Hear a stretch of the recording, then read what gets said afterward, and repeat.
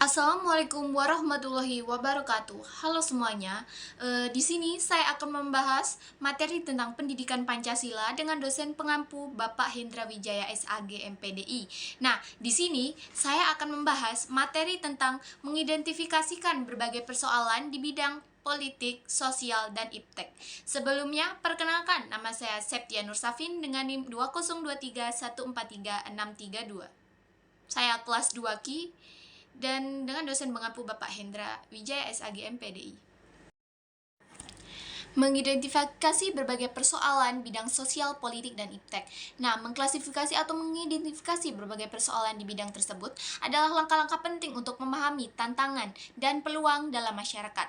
Berikut adalah beberapa isu utama dalam masing-masing bidang tersebut.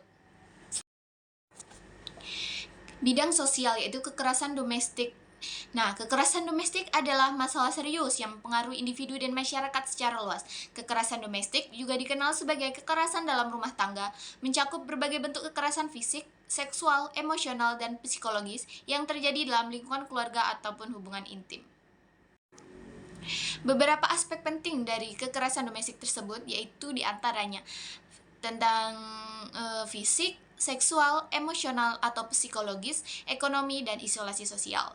Nah, dampak kekerasan domestik memiliki dampak luas termasuk fisik seperti luka, cedera jangka panjang atau bahkan kematian, adanya mental, depresi, kecemasan, dan lain-lain. Sosial, kehilangan dukungan sosial terhadap masyarakat sekitar.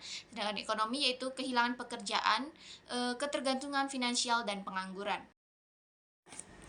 Upaya penanganan untuk mengatasi kekerasan domestik di berbagai langkah yaitu yang dapat diambil yaitu tentang pendidikan dan kesadaran, perlindungan hukum, layanan dukungan, pelatihan aparat penegak hukum, dan advokasi dan kebijakan.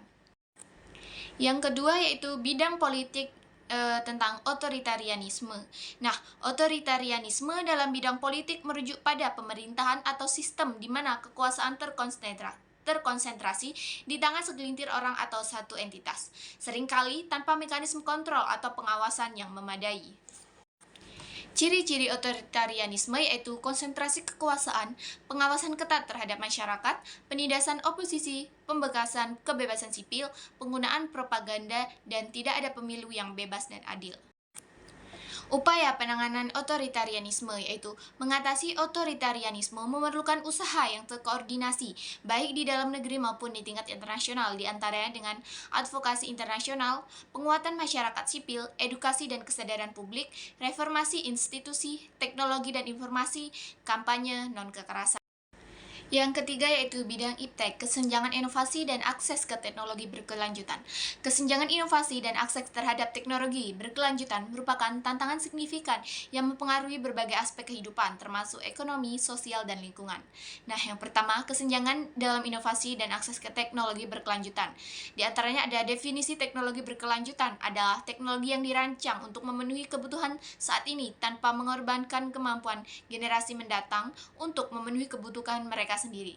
Ini mencakup teknologi energi terbarukan, pengelolaan sumber daya yang efisien, teknologi ramah lingkungan, dan inovasi yang mengurangi dampak negatif terhadap lingkungan.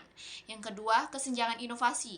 Di antaranya ada investasi tidak merata, akses terhadap sumber daya, dan kemitraan dan kolaborasi. Ketiga, ada kesenjangan akses, di antaranya ada infrastruktur kurang memadai, kemampuan finansial, regulasi, dan kebijakan. Dampak kesenjangan. Nah, dampak kesenjangan ada di antaranya ada ekonomi, yaitu pertumbuhan yang tidak merata dan ketidaksetaraan ekonomi. Yang kedua ada sosial, yaitu adanya kualitas hidup dan ketidakadilan sosial. Yang ketiga ada lingkungan, yaitu di antaranya ada perubahan iklim, kurangnya adopsi teknologi berkelanjutan.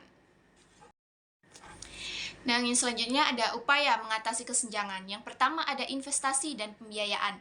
Nah, investasi pembiayaan ini meningkatkan akses negara berkembang ke dana internasional untuk R&D dalam implementasi teknologi berkelanjutan. Nah, selanjutnya ada memberikan insentif seperti subsidi atau kredit pajak untuk adopsi teknologi hijau.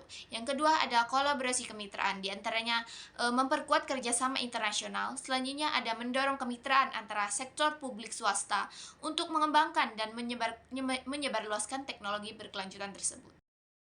Baiklah, mungkin itu saja yang saya sampaikan. Wassalamualaikum warahmatullahi wabarakatuh.